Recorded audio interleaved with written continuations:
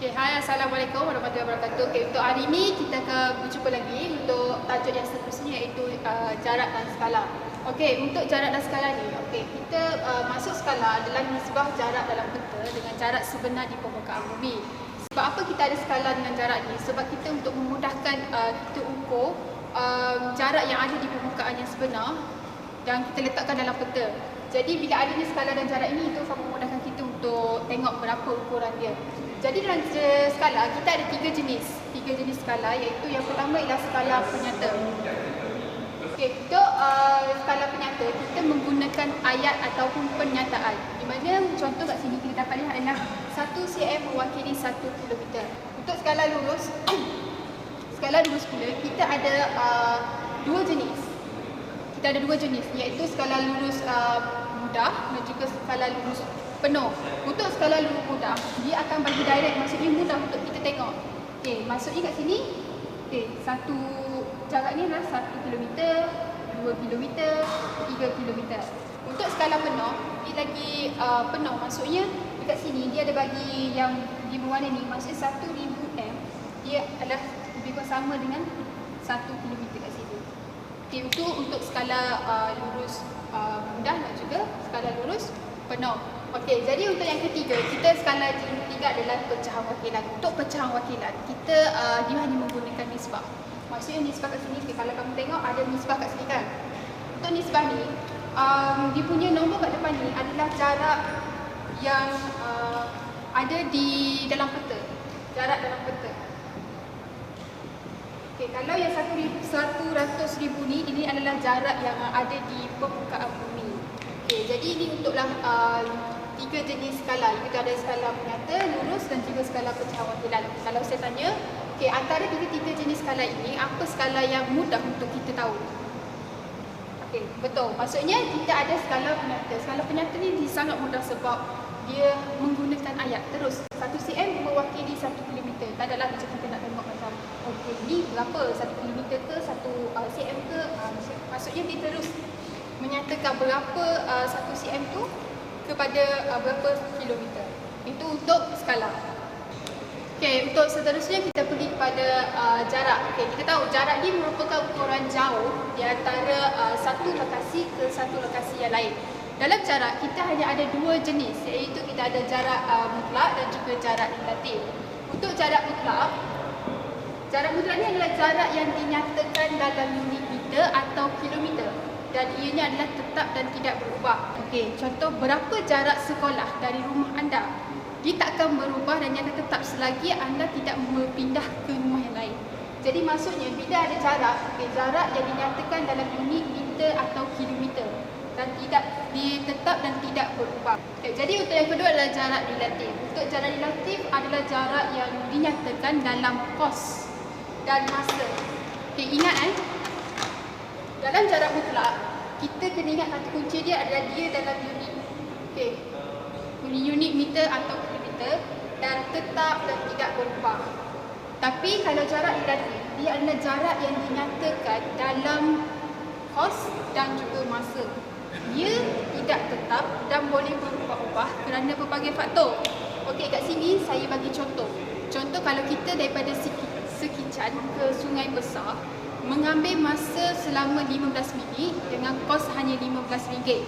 Okey, jadi itu adalah jarak relatif. Sebab saya ada mention tadi, saya sebut pasal Sekican ke Sungai Besar, dia mengambil masa selama 15 minit. Okay, 15 minit adalah masa sebanyak RM15.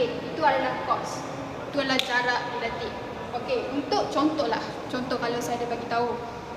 Contoh kalau ada orang tanya, berapa jarak sekolah daripada sekolah ke rumah anda? Contohlah anda kata jarak rumah ke sekolah tu adalah sebanyak RM1 ataupun kita akan bagi tahu selama 2 minit. Itu adalah jarak relatif. Walaupun kita sebut jarak rumah ke sekolah tu hanya RM1, dia masih lagi jarak relatif. Maksud kita boleh guna. Sebab RM1 tu adalah kos. Mungkin RM1 anda naik guna bas daripada rumah ke sekolah. Maksudnya benda tu masih relevan sebab dia masih di bawah jarak relatif.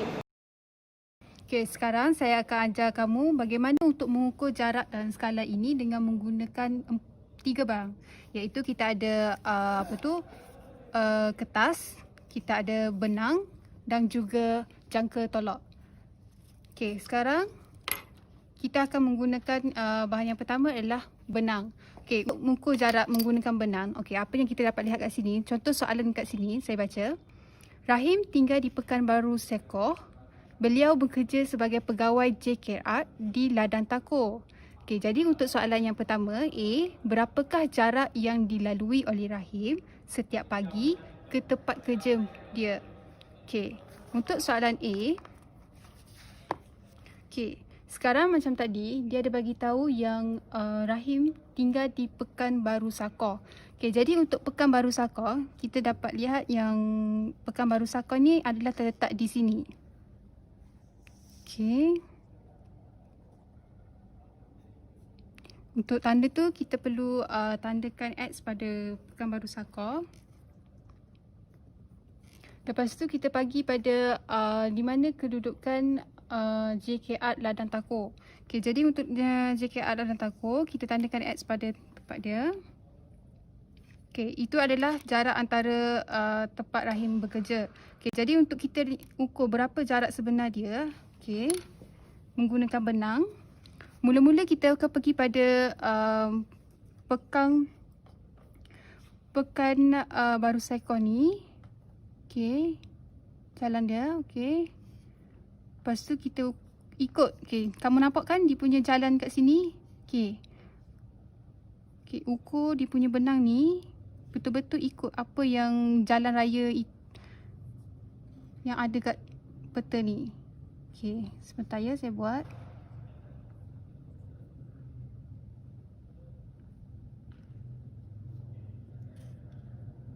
Okey, agak susah tapi boleh.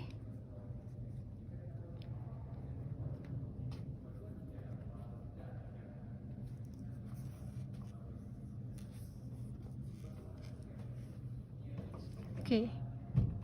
Jadi ni adalah antara maksudnya ni adalah ukuran jarak jalan raya menggunakan benang. Okey, jadi untuk mudahkan kita tahu berapa jarak sebenar dia, okey, kita ukur benang tadi tu pada pembaris. Okey. Okey. Jadi dia adalah 8.6 cm. Okey. Jadi untuk benang jarak tu adalah 8.6 cm.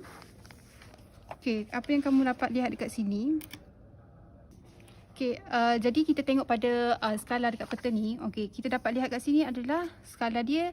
Ini adalah skala pecahan wakilan. Apa yang saya ajar tadi sebab kita ada nisbah. Okey, satu dekat bahagian depan ni adalah ia adalah skala yang ada dekat peta. Kalau 50,000 ni adalah skala yang berada di permukaan bumi yang sebenar.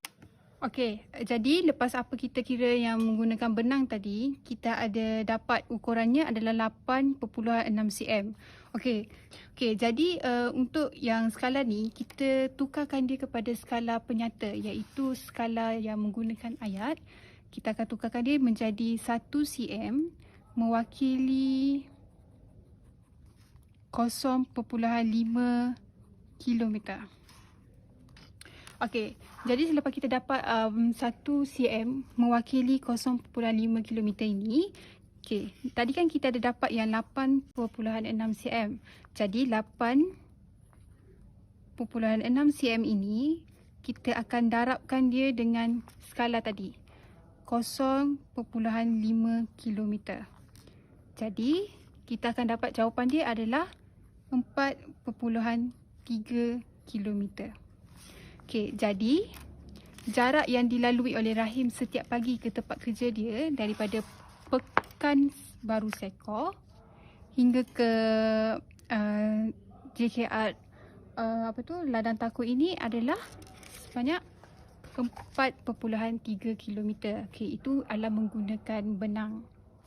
Okey, jadi untuk yang seterusnya adalah saya akan mengajarkan kamu bagaimana untuk mengukur jarak menggunakan jangka tolak. Okey, untuk jangka tolak, okey, kita tahu dia punya soalan tadi adalah berapa jarak yang dilalui oleh Rahim setiap pagi ke tempat kerja. Soalannya masih sama, tapi sekarang kita menggunakan jangka tolak. Okay, untuk langkah pertama, apa yang kamu perlu buat adalah tengok dia punya kampung tadi. Okay, dapat kita tengok kat sini adalah Kampung Pekanbaru Sekor. Okay, jadi untuk perjalanan jalan raya ni, kamu ambil yang dia punya permulaan. Okay, pecahkan dia. Maksudnya dekat selekoh tu kita gariskan dia. Okay, maksudnya untuk mudahkan kita ukur dengan garis jalan raya yang lurus sahaja. Okay, kalau macam ni, lurus. Okay. Lepas tu kita ambil yang ni ke sini. Okay, sampailah ke sini. Okay, ni untuk selekohnya. Kita akan ada 4 pembagian. Okay, jadi lepas kamu pecahkan dia, okay, kita akan dapat, kita perlu buat, maksudnya ambil dengan jangka tolak ni. Dia punya permulaan ni kat sini. Berhentikan dia dekat yang kamu garis tadi tu. Okay, contoh dekat sini. Okay, sekarang kita ukur dekat pembaris. Dia punya nilai dia. Okay. Kita ada dapat lebih kurang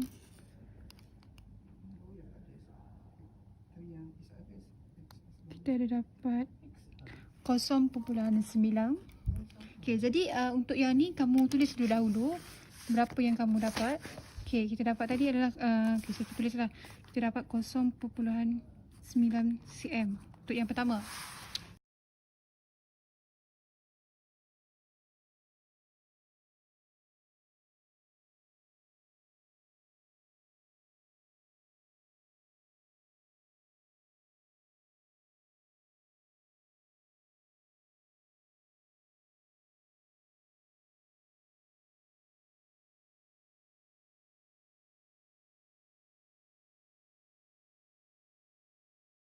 Pada dia punya starting dia, itu Pekanbaru Sekor.